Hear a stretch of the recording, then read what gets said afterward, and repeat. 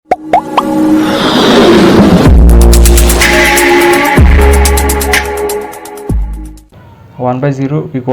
= কেন হয়? ধরে নিই একটা ফাংশন f(x) = 1/x। এই ফাংশনের x হচ্ছে ইনপুট, 1/x হচ্ছে আউটপুট। দুইটা সংখ্যা রেখা রাখবো।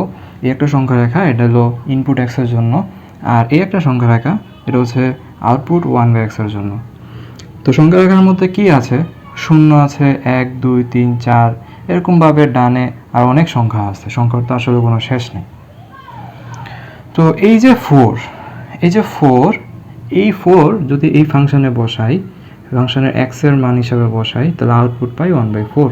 আমরা দেখলাম যে এই x এর এই মানের জন্য আউটপুটটা হচ্ছে 0 থেকে একটু সামনের দিকে, ডানের দিকে। তারপর হচ্ছে যদি 3 বসাই, আউটপুট হচ্ছে 1/3। এটা হচ্ছে গিয়া 1/4 এর যে জায়গাটা ছিল তার থেকে একটু ডানের দিকে।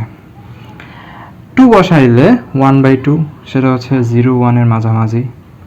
তারপরে 1 বসাইলে আউটপুট হচ্ছে 1, সেটা হচ্ছে গিয়া এই জায়গায়। তারপর হচ্ছে আমি চাচ্ছি হচ্ছে 0 এর কাছাকাছি মানগুলো নিতে। যেমন এখানে যদি হাফ নেই, হাফ নিলে এখানে আউটপুট আসে হচ্ছে 2। এই যে আউটপুট হচ্ছে 2। যদি এখান থেকে আরেকটু ছোট মান নেই, শূন্যের কাছাকাছি, সেটা হচ্ছে 1/4, সেটার জন্য আমার হচ্ছে আউটপুট 4। এই যে আউটপুট 4। এরকমভাবে যদি হচ্ছে শূন্যের খুব কাছাকাছি 1/10, মানে হচ্ছে গিয়া 0.1, এই মানটা যদি এখান থেকে নেই, তাহলে আউটপুট আসবে হচ্ছে গিয়া 10। এরকমভাবে 1/100, 1/1000, 1/10,000, এরকমভাবে 1/কোটি, লক্ষ লক্ষ, এরকম নিতে নিতে শূন্যের অনেক কাছে যখন চলে যাব, তখন আউটপুটের মান ডান দিকে যাইতে যাইতে একেবারে শেষ পর্যন্ত চলে যাবে। তাহলে এই ডানে শেষ পর্যন্ত, শেষ জায়গায় আসলে কি আছে? সেখানে আছে হচ্ছে গিয়া আসলে অসীম আছে। তো অসীম তো আবার দুই ধরনের হয়। কেমন? একটা হচ্ছে ধনাত্মক অসীম, একটা হচ্ছে ঋণাত্মক অসীম। তাহলে ডান পাশে কি হবে? এই ডান পাশে হবে হচ্ছে ধনাত্মক অসীম। এবার সংখ্যা রেখায় বাম পাশ থেকে যদি শূন্যের কাছাকাছি যাই, তাহলে কি হয় দেখা যাক। -4 যদি এখানে বসাই এই x এর জায়গায়, তাহলে আউটপুট আসে -1/4, যেটা নাকি হচ্ছে শূন্যের খুব কাছাকাছি বাম পাশের একটা মান। তারপর হচ্ছে যদি -3 বসাই এই x এর জায়গায়, তাহলে আসবে -1/3, সেটা আর একটু বাম পাশে আসবে। এরকমভাবে -2 বসালে -1/2 আরেকটু বাম পাশে আসবে।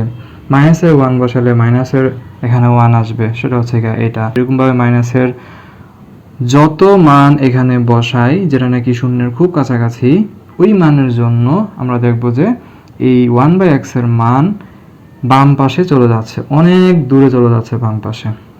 তো এখানে আমরা মাইনাসের মান শূন্যের কাছাকাছি নিতে নিতে যদি অনেক কাছে চলে যাই, তাহলে দেখা যাবে এই মাইনাসের মান বাম পাশে যাইতে যাইতে 1/x এর মান বাম পাশে যাইতে যাইতে একেবারে বাম পাশের অসীমে চলে যাবে। এই বাম পাশের অসীমটাকে আমরা বলবো ঋণাত্মক অসীম। কিন্তু এখানে তো একটা সমস্যা হয়ে গেল। কি সমস্যা? যে 1/0, আমরা যদি দুই পাশ থেকে শূন্যের কাছাকাছি যাই, তো 1/0 এর জন্য আমরা দেখলাম যে ডান পাশে ধনাত্মক অসীম, বাম পাশে ঋণাত্মক অসীম, দুইটা মান চলে আসলো। এটা তো একটা সমস্যা। তাহলে কি 1/0 এর মান কি তাহলে কি দুইটা, ধনাত্মক অসীম এবং ঋণাত্মক অসীম, এই দুইটা? না, এই দুইটা না। এর মান হচ্ছে অসংজ্ঞায়িত বা ইনফিনিটি। কেন? কারণ হচ্ছে একটা ফাংশনকে কিংবা অপারেশনকে সুসংজ্ঞায়িত তখনই বলা হয় যখন সেটা নিয়ে কোনো ধরনের দ্বিধা দ্বন্দ্ব থাকে না। বাস্তব সংখ্যার গুণাবলী বলে যে দুইটা সংখ্যা গুণ বা ভাগ করলে একটাই উত্তর পাওয়া যাবে। কিন্তু এখানে তো 1/0 এর মান আমরা প্লাস মাইনাস ইনফিনিটি এরকম পাই গেলাম। তাহলে তো এটা একটা সমস্যা, বিরাট একটা সমস্যা। তো এই জন্য গণিতবিদরা বলছে যে 1/0 এর আসলে কোনো মানই নাই, এর আসলে কোনো মান নাই। তাহলে যদি কেউ জিজ্ঞাসা করে যে 1/0 এর মান কি হবে, অ্যান্সার হচ্ছে 1/0 এর কোনো মান নাই।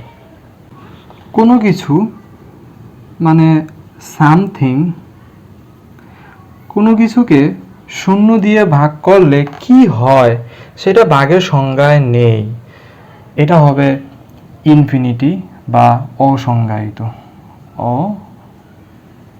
অসংজ্ঞায়িত। তবে হ্যাঁ, এই যে ধনাত্মক এবং ঋণাত্মক অসীম, এরা হচ্ছে শূন্য দিয়ে ভাগের দুইটা লিমিটিং মান। গণিতের একটা আলাদা বিষয় হচ্ছে লিমিট বা সীমা, সেখানে এই বিষয়গুলো ব্যবহার করা হয়। লিমিটের মজা হচ্ছে ঠিক শূন্যতে পৌঁছালে কি হবে, ঠিক শূন্যতে পৌঁছালে ডান পাশ থেকে এবং বাম পাশ থেকে ঠিক শূন্যতে পৌঁছালে কি হবে, এটা লিমিটের কাজ না। লিমিটের কাজ হচ্ছে শূন্যের কাছাকাছি আসলে, ডান পাশ থেকে এবং বাম পাশ থেকে শূন্যের কাছাকাছি আসলে ফাংশনের ভ্যালু কোন দিকে যায়, সেটা হচ্ছে গিয়ে লিমিটের কাজ। তো এক্স এর ভ্যালু যখন শূন্যের কাছাকাছি আসে ডান পাশ থেকে এবং বাম পাশ থেকে, দেখা যায় 1/x এর ভ্যালু ডান দিকে যায়, তার মানে ধনাত্মক অসীমের দিকে যায়। এবং বাম পাশ থেকে যদি যায় শূন্যের কাছাকাছি, তাহলে 1/x এর ভ্যালু বাম পাশে ঋণাত্মক অসীমের দিকে যায়। আমরা কিন্তু ঠিক বলছি না যে এক্স এর ভ্যালু শূন্য হলে ফাংশনের ভ্যালুটা কি হবে, এটা কিন্তু ঠিক বলতেছে না। এটা আসলে কেউই বলতে পারবে না, এটা নির্ণয় করা সম্ভব না। তাই বলা যায় সামথিং বাই শূন্য, এটা হচ্ছে অসংজ্ঞায়িত, এটারে সুনির্দিষ্টভাবে সংজ্ঞায়িত করা যায় না। কারণ যে সমস্ত ব্যাপারগুলো গণিতের, যে সমস্ত ব্যাপারগুলো বিভ্রান্তিকর, আমাদেরকে বিভ্রান্তি করে, মানে সঠিক কোনো সংজ্ঞা নাই, আমাদের দ্বিধাদ্বন্দ্বে থাকতে হয়, ওই সমস্ত ব্যাপারগুলোই হচ্ছে অসংজ্ঞায়িত। একইভাবে 2/0, 3/0, 4/0, 5/0, এগুলো সবই হচ্ছে অসংজ্ঞায়িত।